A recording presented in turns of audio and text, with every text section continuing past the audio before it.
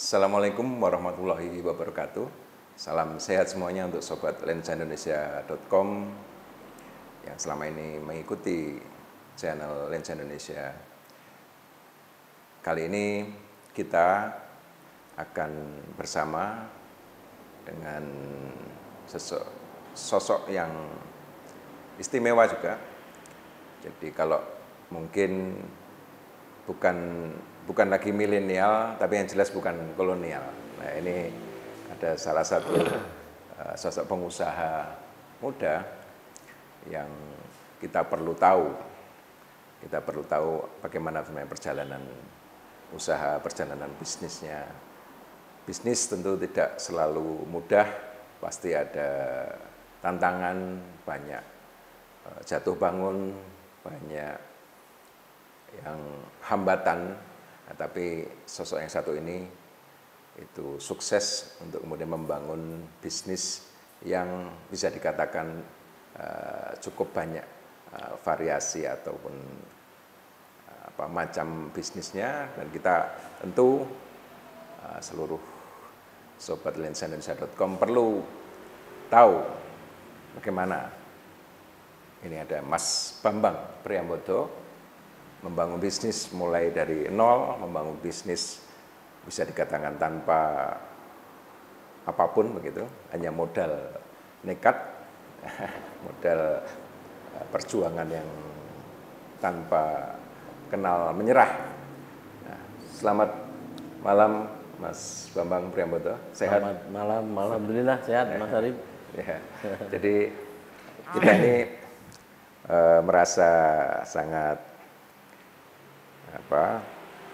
perlu tahu Mas Bambang ini sebagai figur pengusaha yang juga kebetulan juga asli Magetan, asli dari Magetan, sampai pada titik ini begitu, sampai pada titik menjadi pengusaha yang ya cukup diperhitungkan dan punya banyak lini bisnis di Magetan maupun juga di Jakarta. Bahkan bisa dikatakan mungkin ya hampir di beberapa tempat di Indonesia punya bisnis. Bambang, ini apa sebenarnya yang membuat Mas Bambang Priambodo menjadi seorang pebisnis, menjadi seorang pengusaha itu, ya mungkin apa yang menjadi motivasinya? Iya, jadi terima kasih Pak Arif sudah mengundang saya untuk diskusi hari ini. Saya pikir menarik kalau perjalanan hidup saya ini bisa saya sharing ke teman-teman agar punya pola pikir bahwa membangun bisnis itu harus dengan uang, itu penting gitu ya.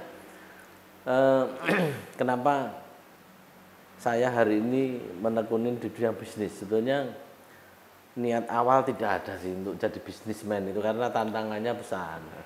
Tetapi karena situasi akhirnya terpaksa untuk menjadi bisnis. Jadi sebetulnya pebisnis itu karena keterpaksaan awalnya, tapi akhirnya menarik. Karena kepepet. Emang saya dari desa, kebetulan dari Parang, bapak ibu hanya guru, saudara banyak, sehingga harus ketika kakak-kakak masih sekolah, saya harus mensupport ibu di rumah agar bisa mensekolahkan anak-anaknya. Jadi karena melihat orang tua yang harus pontang-panting, akhirnya kok saya berpikir sebaiknya saya cari uang aja gitu, nggak usah sekolah gitu. Tetapi tetap namanya orang tua harus tetap sekolah. Tetapi di dalam hati ini ternyata kok tidak mau membebani orang tua. Itu poin pertama sebenarnya. Kenapa kok menjadi bisnismen? Ya karena awalnya tidak mau merepotkan aja. Ya. Dari sana akhirnya sekolah, kuliah pun juga kuliah. Ya yang penting kuliah, menyenangkan orang tua gitu. Tetapi di dalam hati ini tetap pengennya berkarya untuk memberikan kontribusi ke keluarga. Minta doa restu ke bapak ibu, ya udah sampai sekarang kita mengalir. Ya pernah saya bekerja di Waktu itu di perusahaan otomotif terkenal di Indonesia. Habis itu nyari pengalaman, dari sana akhirnya kok pengen mandiri gitu ya. Ya, ya. Mulai sebelumnya kan berarti menjadi karyawan ya. Iya, betul. Nah, kemudian memulai bisnis sendiri tahun berapa? Sebetulnya kalau mulai bisnis, mulai lulus SMA, saya itu sudah bisnis. Bisnis saya ya kecil-kecilan. Artinya waktu itu sambil sekolah di Malang, bawa sepatu dari Magetan, saya jual di Malang. Jadi Sepatu kulit. sepatu kulit, namanya Bonafit, mungkin bisa Iya, dicek. masih ada itu. Nah itu Bonafit itu kebetulan temennya kakak saya, sehingga saya ngambil bisa ngutang, saya bawa ke Malang. Nanti kita di sana jualan sambil sekolah, jualan bolak-balik. Ya itu dari sana sambil kuliah semester 5 daftar di perusahaan otomotif nasional. Ya. Mungkin karena pengalaman jualan itu akhirnya saya diterima. Padahal saingannya waktu itu udah S1 segala macam. Saya belum lulus sudah diterima. Jadi tim salesnya di sana. Akhirnya ya sampai sekarang mulai bisnis rental kendaraan segala macam. Terakhir benar-benar mandiri itu tahun 2011. Sebelumnya sempat di kontraktor oil and gas hampir 8 tahun di sana. Habis itu saya memilih mandiri sampai hari ini. Kira-kira kunci untuk sebenarnya melihat peluang bisnis. Ya. Ini kan kebanyakan wirausaha muda atau anak-anak muda sekarang yang ingin merintis usaha itu kan apa sebenarnya yang bisa dijadikan patokan, jadikan kira-kira indikator ini bisa jadi peluang bisnis yang bisa dikerjakan. Kalau bagi Mas Bambang pengalamannya selama ini menekuni banyak bisnis ya, banyak usaha, itu apa sebenarnya? Bagaimana melihat apa yang bisa jadi peluang untuk kemudian ini jadi usaha, jadi bisnis? Iya, sebetulnya simpel saja. Ketika kita masuk di dalam dunia bisnis itu banyak peluang yang bisa kita lihat. Nah kuncinya tinggal fokus sama kemauan kita, bagaimana peluang itu bisa menjadi bisnis yang nyata. Ya. Tetapi waktu itu kan karena pendidikan di bisnis tidak ada, semua otodidak kita jalani dengan karena pengalaman. Saya banyak di lapangan sehingga secara teori memang kurang banyak belajar lah ya. Makanya pernah jatuh, pernah ya dari sana. Akhirnya belajar dari pengalaman itu mengembangkan bisnis itu bagaimana biar resikonya kecil, untungnya lumayan bagus. Bagaimana membangun tim itu belajar terus. Saya suka ikut-ikut training Pak Arif. Jadi karena teori kita kurang, saya memperbanyak dengan mengikuti training-training. Jadi juga tidak berhenti belajar ya? Sampai hari ini saya nggak pernah berhenti. Bahkan belajar ke senior-senior saya. Itu ada tak anggap bapak bapak kedua saya itu yang ngajari dan ngajak bisnis di dunia gas. Itu umurnya sudah 75 tahun hari ini. Saya banyak belajar di sana. Ya dicaci maki biasalah itu ya. Namanya belajar. Jadi kita harus tekun itu, harus nurut karena namanya belajar ya harus siap dimarahin. Ya. Oke, jadi memang untuk menjadi bisnis tadi ya tidak boleh berhenti belajar. Betul Pak. Harus selalu belajar. Ya bukan hanya training tapi juga belajar dari apa yang dilakukan. Betul. Apa kegagalannya gitu kan. Ya, apa yang membuat belajar itu tidak harus di sekolah. Jadi saya sering ngajarin anak saya itu dengan kasus. Ini pengalaman saya memulai bisnis yang kecil-kecil rugi itu udah biasa, udah banyak mungkin. Tapi di sana saya ambil pelajarannya. Jadi pelajaran yang mahal ya. Betul. Bahkan hari ini anak saya itu saya kasih kesempatan untuk belajar dan sekarang rugi. Tetapi anak saya tetap saya kasih semangat. Bukan berarti saya marah, enggak. Di situ anak saya belajar. Karena saya dulu juga begitu, untuk menjadi benar kita harus tahu salah dulu gitu. Ya udah biasalah. Jadi pengalaman itu memang seringkali pahit, tapi kalau kita bisa mengambil dari pelajaran hikmah itu ya tentu akan menjadikan kita lebih baik ya. Betul, baik, betul.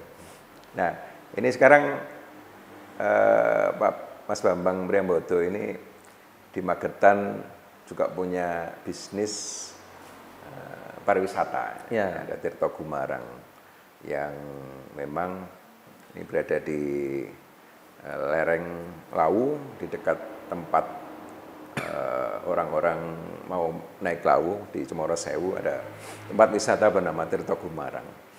Nah, saya ingin tahu, Mas Bambang sebenarnya apa yang membuat kemudian termotivasi untuk Bisnis yang ini. sebelumnya bisnis migas ya, atau juga pernah jadi kontraktor juga misalnya, atau juga di otomotif. Nah, ini terjun ke dunia pariwisata ini kenapa? Ya, jadi gini Mas Adib,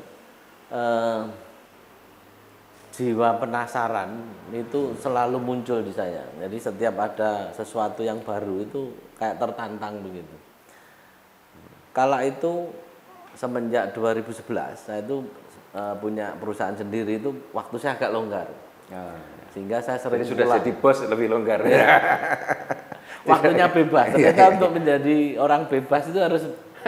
Jadi kalau dulu di perusahaan berebut jadi direktur, saya angkat sendiri, datang ke notaris langsung jadi direktur Pak Arif.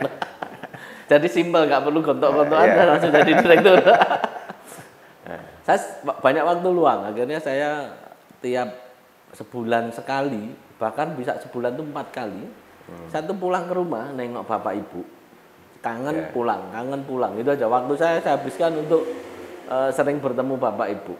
Nah, di dalam perjalanan pulang itu saya selalu lewat Solo, mampirnya Cemoro Sewu, dan selalu berhenti di sana, nggak tahu sholat subuhnya karena berangkat pagi kan, sholat subuh di sana, kadang mandi di cuci muka di sana.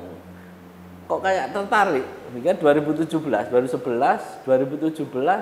ada yang menawarkan tempat wisata ini, Tirto Gumarang. Ya.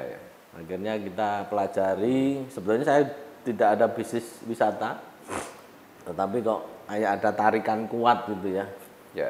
Nggak tahu, mudah-mudahan ini akan berdampak baik ke depan untuk Magetan dan untuk saya sendiri, untuk keluarga dan segala macam.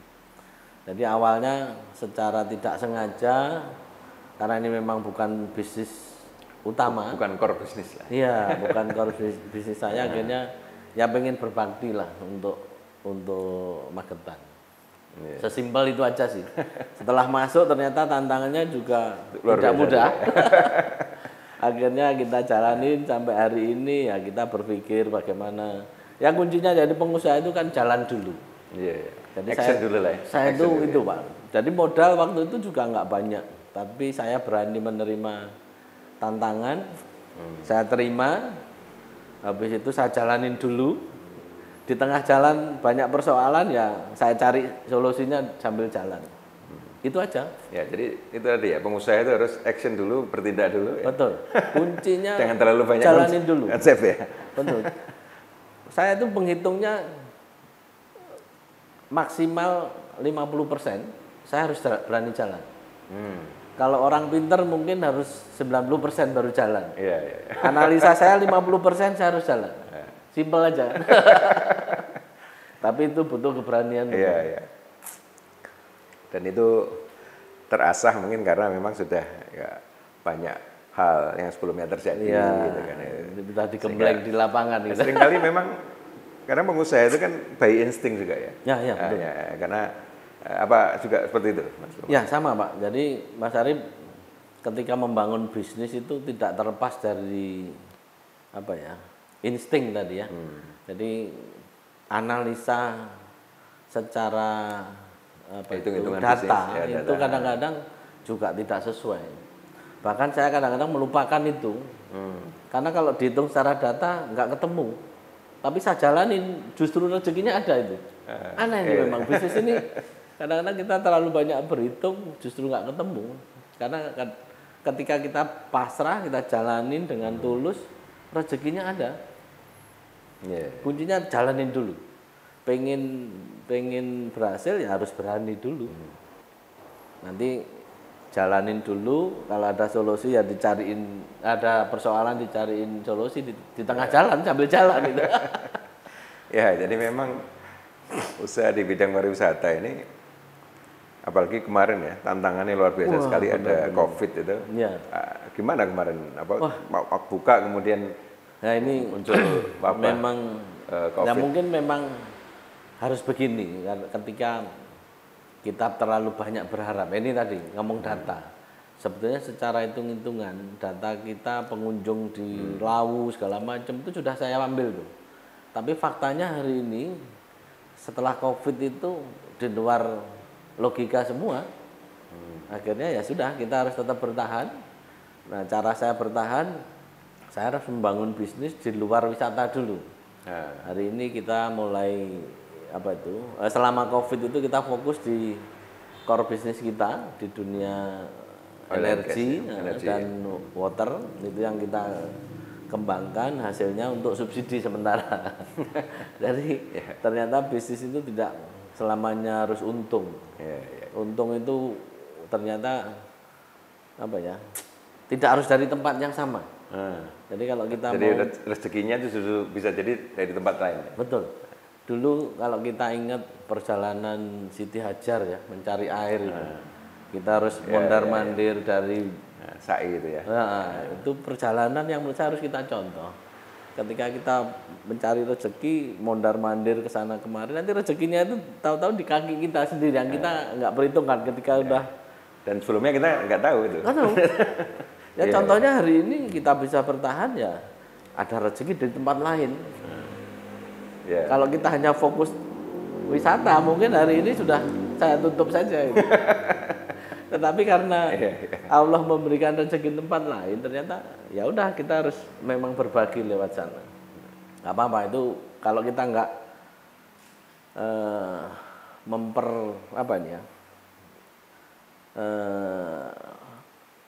pemandangan kita, cara berpikir kita tidak ke sana, mungkin banyak orang yang stres. Termasuk saya bisa stres kalau mikirin. Karena sampai sekarang subsidi terus. Ya, apalagi kemarin memang ada kejadian yang saya pikir semua tidak memprediksikan itu kan. Betul. Kalangan bisnis, apalagi yang paling terdampak tentu pariwisata karena orang nggak bisa kemana-mana, orang stay at home work from home dan segala. Nah, tetapi ya inilah hebatnya seorang pengusaha. Jadi tetap bisa optimis, tetap bisa tersenyum meskipun banyak problem, tantangan, hambatan yang harus dilalui, harus dijalani, termasuk tadi subsidi ya. Nah, saya sebenarnya tertarik ini Mas Bambang. Dengan Bapak misalkan, itu kan sangat dekat sekali. Oh iya, Bagong nih ya. Barangkali apa nilai-nilai apa yang selama ini lebih baik ditanamkan oleh Bapak kan jenengan? Iya, jadi saya banyak belajar ke Bapak Ibu saya mengenai cara mencari rezeki. Bapak saya itu dulu untuk menjadi kepala sekolah tidak diusulkan, tahu-tahu jadi kepala sekolah. Karena zaman dulu ya, mohon maaf masih siapa yang diusulkan dan siapa yang mau bayar gitu kan. Dulu kan harus ada kata beli C. Nah, Bapak saya itu jadi kepala sekolah justru tidak diusulkan jadi kepala sekolah. Nah, dari pelajaran itu Bapak memberikan pelajaran ke saya harus optimis, kerja harus ikhlas. Kerja itu tidak untuk jabatan, tetapi kerja itu hanya untuk beribadah. Sebenarnya kita bekerja hari ini ya untuk mengabdi. Kayak Tirto Gemarang kalau kita ngomong hitung-hitungan harusnya bisnis sudah mending kita tutup aja.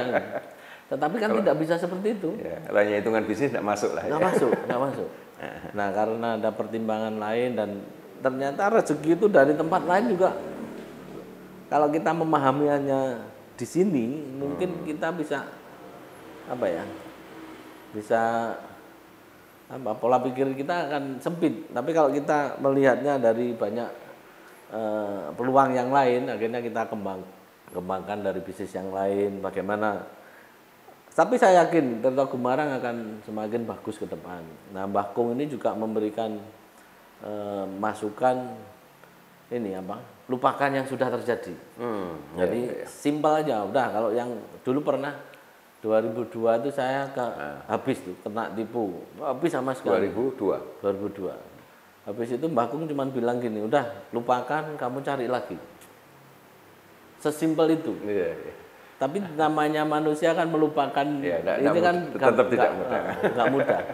Tetapi saya jalanin, akhirnya memang kita tuh harus melepas masa lalu. Artinya beban dendam, dengki itu kayaknya harus dilepas. Nah, Mbah Kung ini mengajarkan hidup damai, ayem, tentrem. Itu orang ayem itu pasti tidak boleh iri dengki, tidak boleh dendam, tidak boleh menyesal. Ya udah, pokoknya optimis.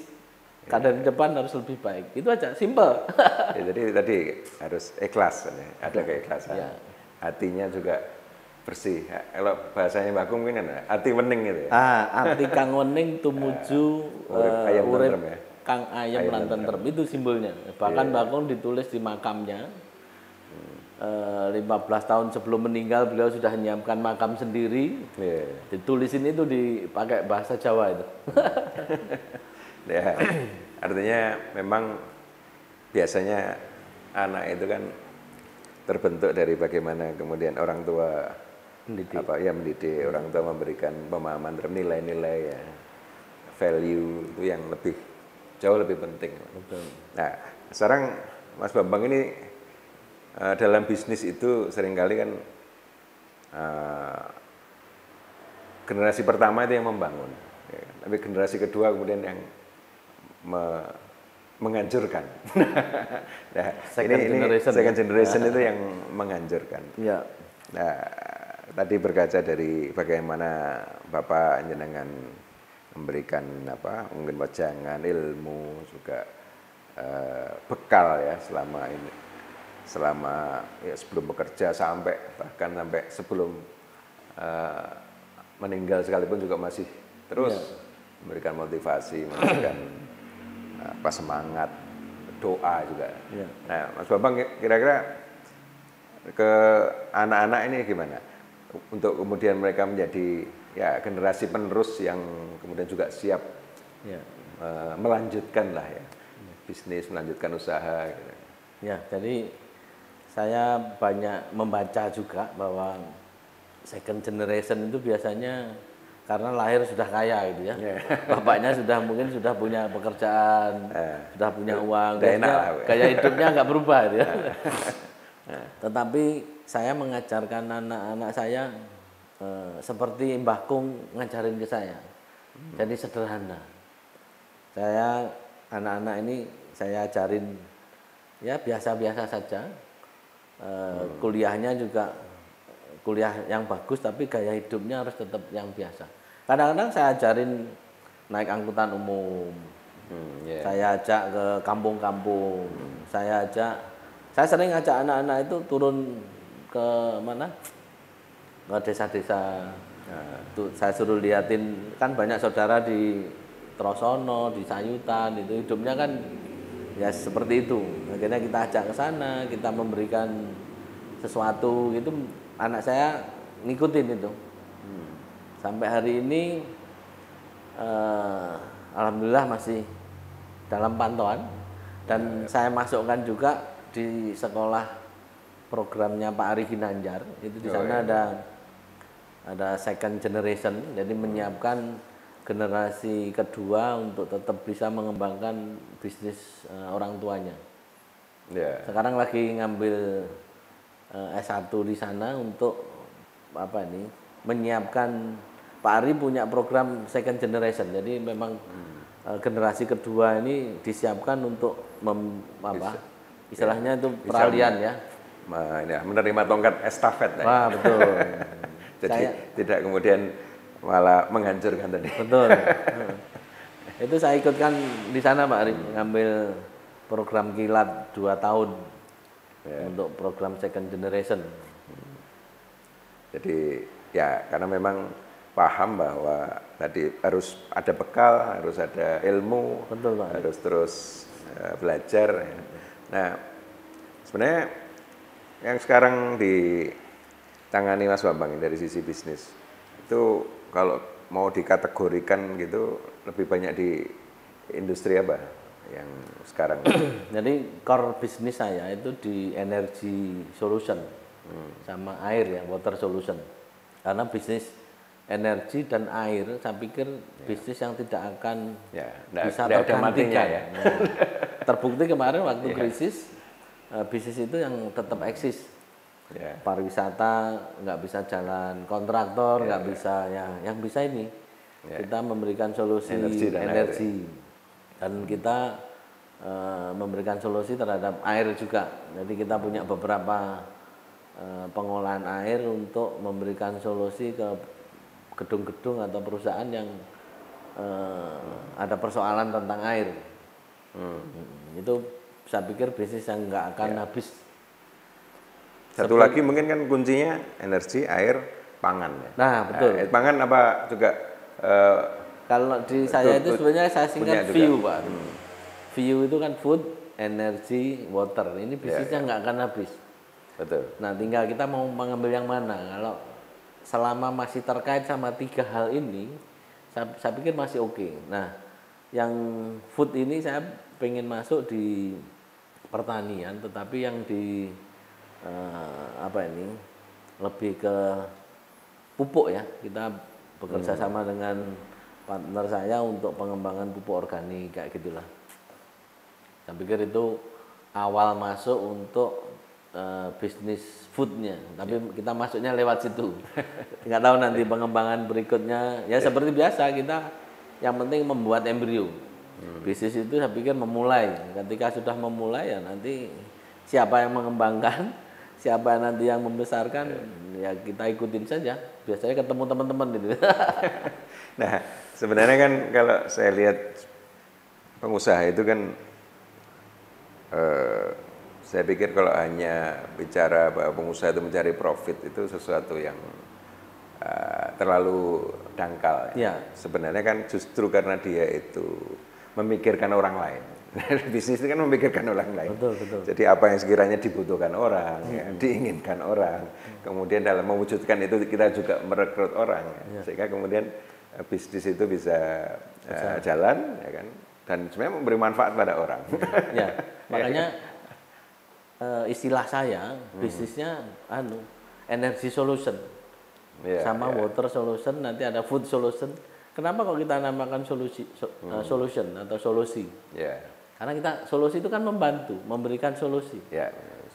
Jadi tidak mencari keuntungan. Ketika kita memberikan solusi ke klien kita, sudah otomatis kita dapat itu. Tapi bukan cari duitnya, tetapi kita memberikan solusi terhadap persoalan customer itu penting. Sehingga kita akan tertanam di benak mereka bahwa mereka itu kalau dibantu solusi, gitu. Dibantu kan, sehingga dia mau ngeluarin berapapun aman. Tapi kalau kita nyari proyek itu kan beda.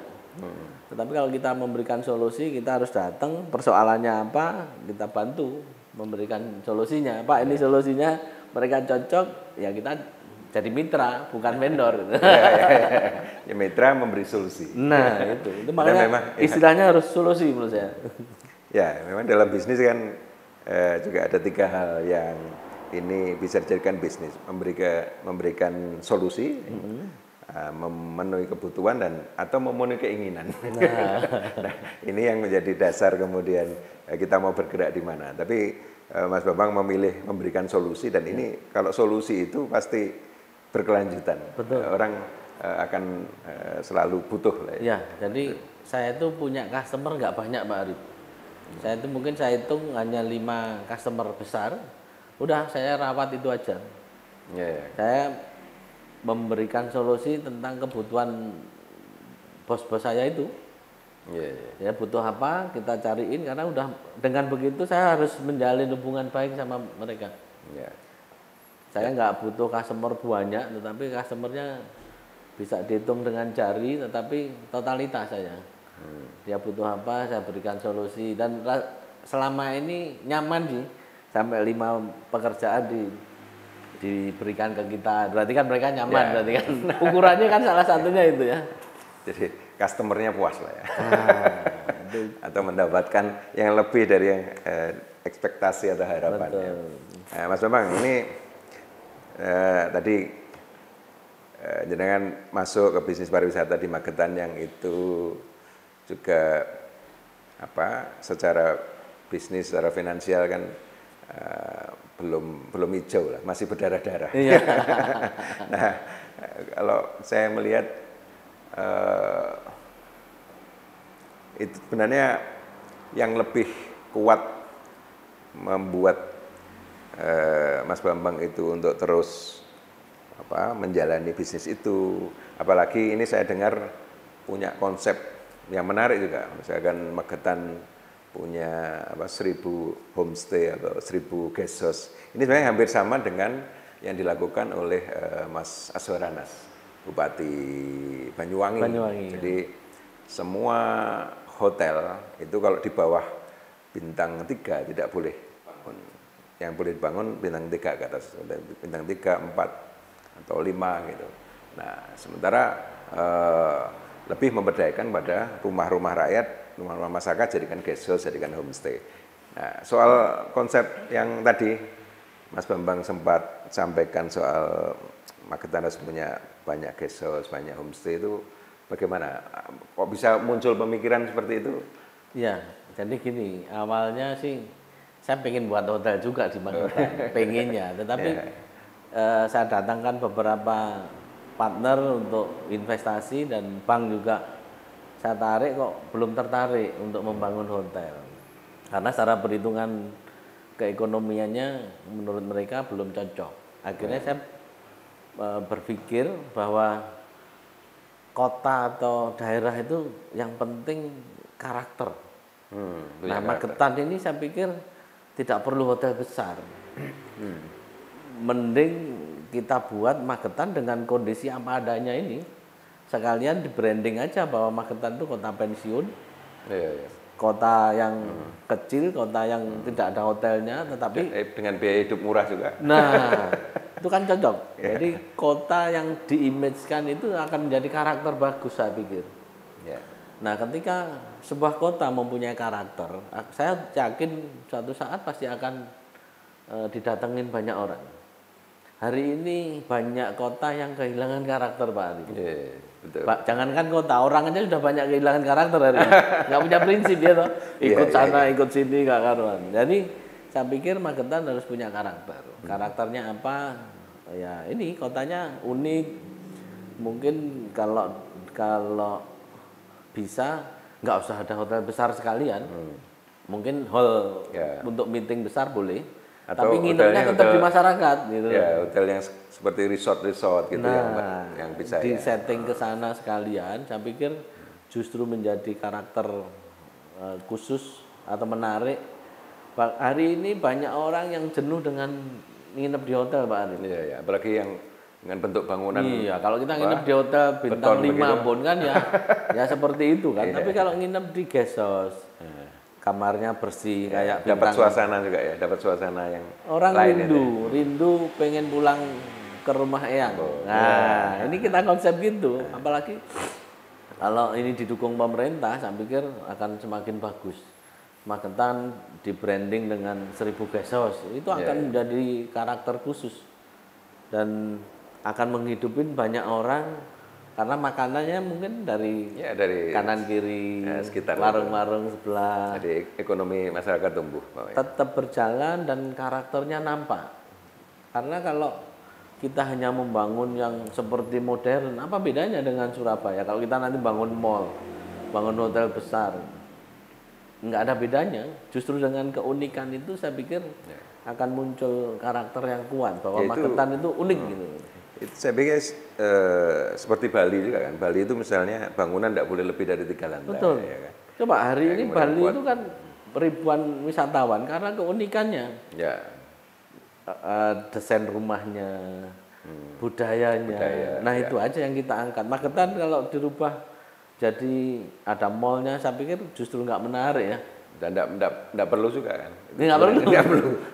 Magetan mungkin tidak perlu mall. Nah, itu mall apa hotel. Saya pikir Iya. konsep ini mudah-mudahan didukung dan menjadi bagus. Ya, memang soal tadi karakter tadi itu yang paling penting karena kita ada di daerah ini kan tidak menguatkan karakter itu, justru pengen seperti daerah lain. Ya, itu. Nah, padahal dalam prinsip bisnis itu diferensiasi itu kan penting. Nah, Harus ada diferensiasi. Jadi orang datang ke Magetan tidak seperti di Surabaya, tidak seperti di Malang mungkin kan, meskipun apa ini suasana alam, suasana budayanya mirip. Nah, kalau di Magetan sendiri, Mas Bambang melihat apa yang butuh dikuatkan gitu ya, misalnya dari aspek budaya misalkan, atau tadi juga konsep-konsep kepariwisataannya yang ya meskipun belum puluhan tahun dalam dunia pariwisata kan, tapi minimal 5 tahun terakhir ini kan sudah menekuni dunia pariwisata. Gitu. Ya, ikon Magetan saya pikir sudah dicanangkan pemerintah ya, wisata. Saya pikir ini sudah bagus karena alamnya mendukung. Kalau kita ke desa-desa itu, waduh ini Bali kalah sebetulnya Pak Arif. Bali, Jepang itu, ini tuh Magetan itu keren banget. Kenapa saya sering pulang ya, selain tengok orang tua ya kangen suasana ini. Gitu. Di Jakarta udah di mana-mana padat segala macam. Enakan di sini santai, beli pecel masih murah gitu. Jadi saya pikir ikon pariwisata ini harus diperbanyak dan ciri khas tadi yang harus ditonjolkan ya. Daerah-daerah pinggiran ini harus ditumbuhkan banyak wisata sehingga destinasinya banyak. Satu itu. Yang kedua, kita harus bersatu. Jadi kalau bisa semua wisatawan, semua tempat wisata kalau bisa jangan bersaing. Ini yang saya melihat masih itu yang ada terjadi. Itu. Rasa disaingi masih ada. Padahal kita ini kan mau ke sini kan bukan pengen nyaingin sebetulnya. Pengen memberi masukan, memberi kontribusi. Harus ini sebanyak mungkin, bukan hanya sebanyak mungkin mendatangkan wisatawan, tapi mereka bisa selama mungkin di sini kan sebenarnya. Betul. Nah itu kalau hanya di satu tempat wisata saja kan tidak cukup ya. Jadi saya pikir kalau tempat wisata ini bisa bersatu, saling bersinergi, wisatanya akan kerasan di Magetan. Nginepnya di homestay, nanti ada paket kendaraan ke tempat wisata 1, 2, 3 sampai 10 mungkin 20.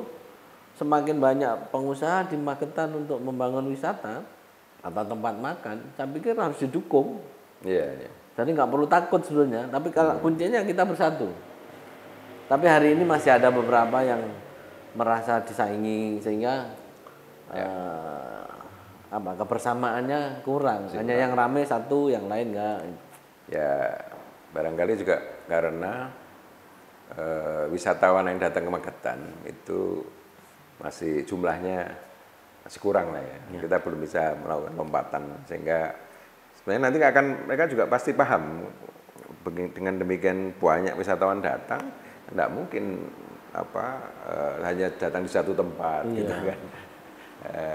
Nah ini saya pikir luar biasa sekali konsep yang disampaikan Mas Bambang.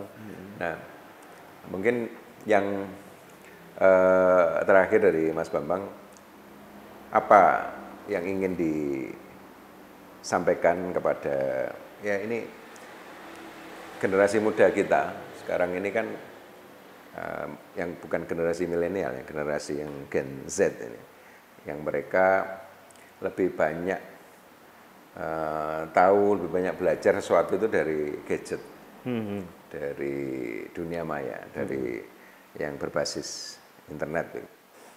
Nah, seringkali kita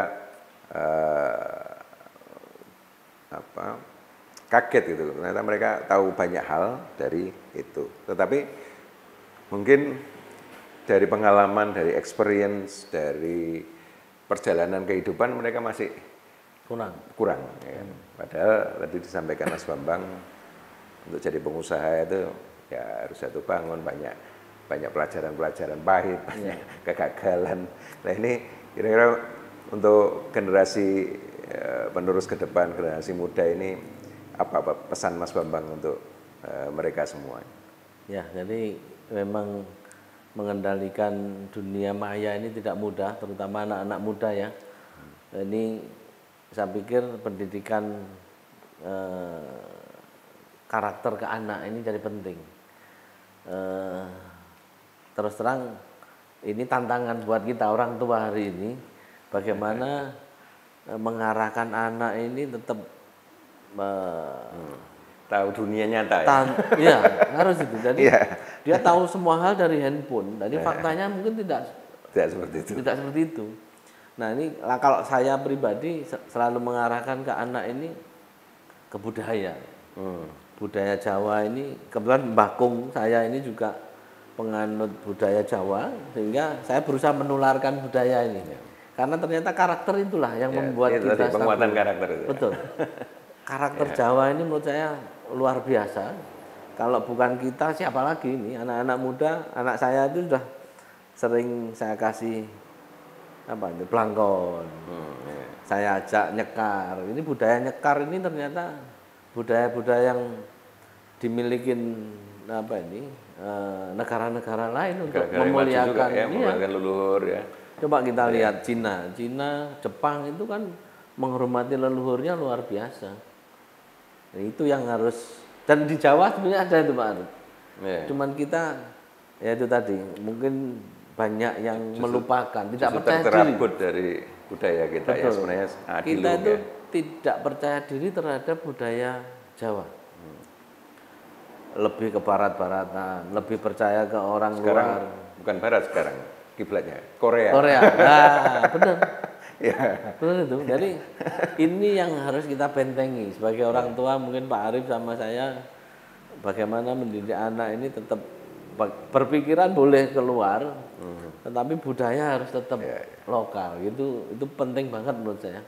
Sehingga anak-anak muda harus diimbangi dengan karakter budaya ini. Karena yang bisa ngerem saya pikir itu. Saya kenalkan wayang, saya kenalkan budaya-budaya Nusantara ya. Hari ini mungkin Nusantara lah yang harus kita sering gembar-gemborkan ke anak-anak milenial ini.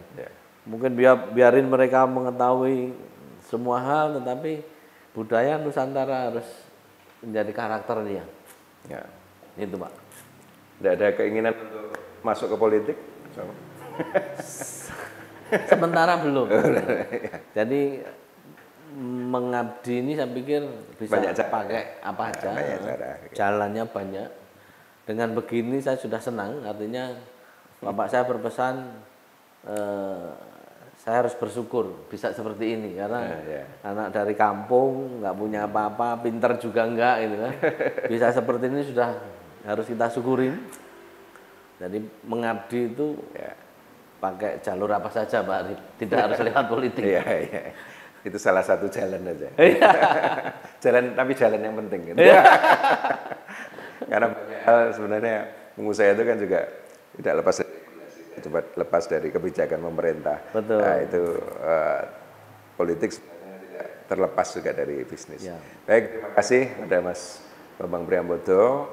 Saya pikir beliau hari ini, Mas Bambang hari ini itu bagian dari perjalanan panjang, bagian dari penempaan pelajaran-pelajaran kehidupan yang itu tidak mungkin bisa didapatkan ketika kita sekedar belajar dari dunia maya, sekedar belajar dari apa yang kita bisa cari di Google misalkan gitu. Karena itu kita sangat bersyukur dan ini sesuatu yang sangat berharga.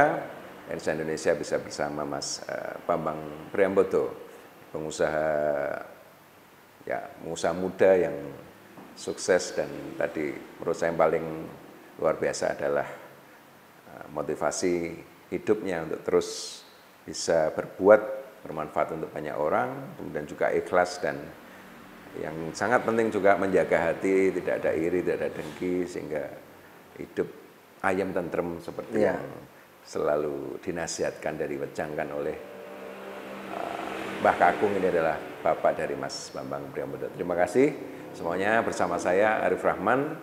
Tetap selalu di Lensa Indonesia Channel. Wassalamualaikum warahmatullahi wabarakatuh. Salam.